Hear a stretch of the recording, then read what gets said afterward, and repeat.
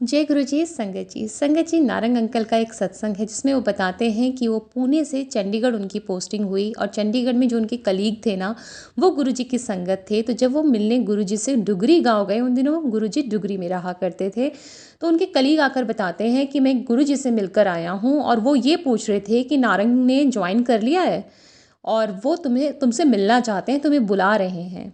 अब इस पर नारंग अंकल सिख थे तो वो बोलते थे कि मैं तो अपने गुरु ग्रंथ साहिब को ही मानता हूँ, मैं किसी भी गुरु पर बिलीव नहीं करता हूँ। ऐसा करते करते 3-4 बार उन्होंने बोला गुरु जी तुम्हें बुला रहे हैं, गुरु जी तुम्हें बुला रहे हैं, पर वो नहीं गए।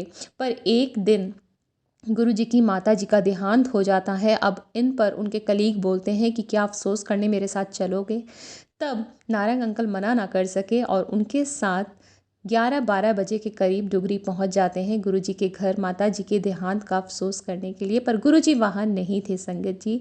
4-5 घंटे उन्होंने वेट किया गुरु जी का वहाँ पर और उसके बाद 4-4:30 बजे शाम को गुरु जी के दर्शन हुए। पर इस बीच में संगत जी वो उनके परिवार वालों के साथ बैठे, लंगर प्रसाद चखा, चाय प्रसाद चखा। और गुरु जी ने वो दर्शन इसलिए नहीं दिए थे क्योंकि गुरु जी चाहते थे कि इतने टाइम से मैं तुझे बुला रहा था, तू नहीं आया, अब कम से कम पहले जान तो ले कि तेरा गुरु क्या चीज़ है। उनके परिवार वालों ने तरह तरह की गुरु जी की किस्से कहानियाँ अंकल को सुनाए कि जब गुरु जी पैदा हुए थे पूरे कमरे में रोशनी हो गई थी और दाई भागते हुए डर से आई बाहर कि सांप है, कमरे में सांप है। और जब हम गए तो कुछ भी नहीं था। दाई ने कहा कि ये बच्चा कोई आम बच्चा नहीं है, ये तो कल्याण करने आया है सबका।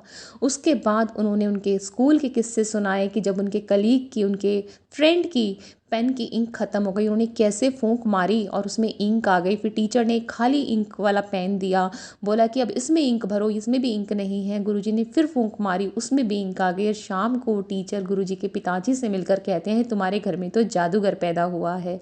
ऐसे ही वो बताते हैं कि कैसे कॉलेज में गुरुजी अटेंडेंस के टाइम पर टीचर्स को दिखते थे और जैसे ही टीचर्स पढ़ाना शुरू करते गुरुजी गायब हो जाते। और टीचर इससे पहले शिकायत करें, घंटी बजने से पहले फिर से गुरुजी उनके सामने आ जाते थे। तो एक नहीं कई टीचर्स ने परिवार वालों से इस बात का जिक्र किया कि आपके घर में बहुत बड़ा जादूगर पैदा हुआ है। संगत जी हमारे गुरुजी ने डबल MA किया और इंग्लिश और इकोनॉमिक्स में।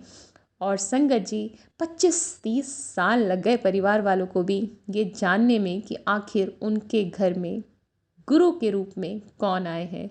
जय गुरु जी, शुक्राना गुरु जी।